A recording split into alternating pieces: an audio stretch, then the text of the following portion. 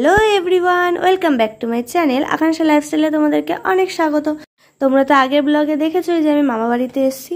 তো বিকেলবেলা তো রেডি হয়ে গেছিলাম, মা মাসিরা সবাই মিলে যাচ্ছিলাম মণ্ডপতলায়। তো মা মাসিরা পিছনে ছিল, আমি আর বোনটা সামনে ছিলাম। এখানে হচ্ছে বান ফোটানো হয় বিকেলবেলাতে।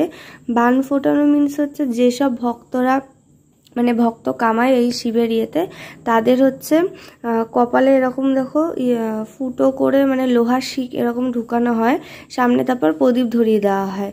তো আমি হয়তো ভালো করে বুঝাতে পারছি না, কিন্তু তোমরা দেখে একটু বোঝো। তারপরে মন্দিরের চারপাশে ঘোরে, মনে হয় আই থিঙ্ক 7 বার ঘোরাতে হয়। তো সাথে সাথে কিন্তু ঢাক কাসর দুটোই বাজে। আর যারা ফোটায় তারাই যে শুধু ঘোরে এমন না, সাথে আরও ভক্তরা ধরে একসাথে ঘোরায়। তো এখানে 15 জন ভক্ত ছিল, 15 জনকেই ওরকম শিখ ফুটাতে হয়েছিল। এটা দেখে কেমন কেমন লাগে, কিন্তু যা ওদের কিছু হয় না, ঠাকুরের নামে করে। কিন্তু আমার দেখে একটু ভয় লাগছিল। তো আমি এরকম সামনে কোনোদিন দেখিনি, এই প্রথমই দেখলাম সামনে। এরপর তোমরা দেখতে থাকো যে আর কি হয়, পরে ভয়েস দিচ্ছি।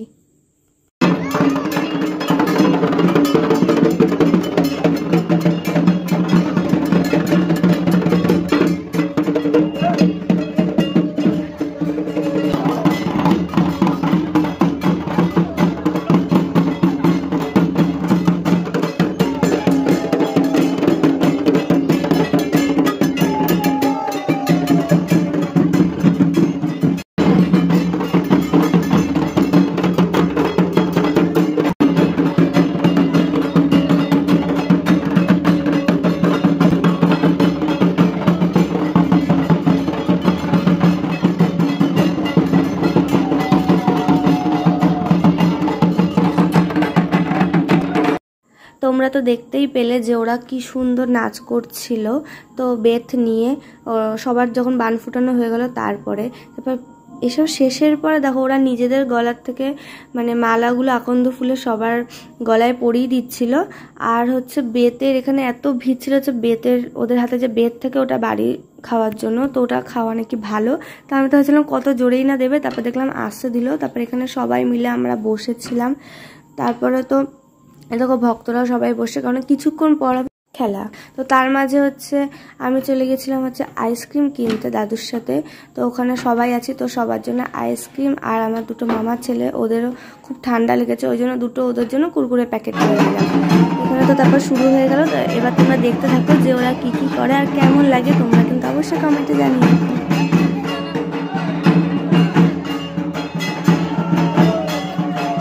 এরকম ওরা লোহার শিখে আগুন ধরিয়ে, আর এরকম ধুনো না কি দিয়ে জানি না, কিন্তু আগুনটা অনেকটা উঁচু অব্দি যায়। আর আগুনের তাপটা মারাত্মক। আমার সামনে যখন এসেছিল খুবই তাপ লাগে।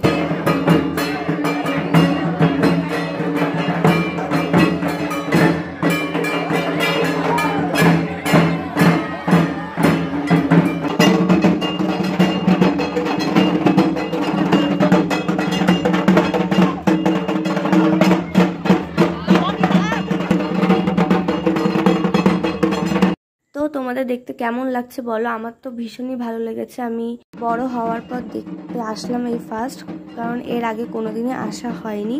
তো এখানে তো তারপর ওরা এরকম করে নাচছিল বেত নিয়ে।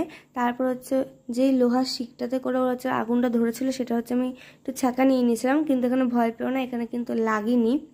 সত্যি বলছি, ঠাকুরের ইয়েতে কিচ্ছু হয়নি।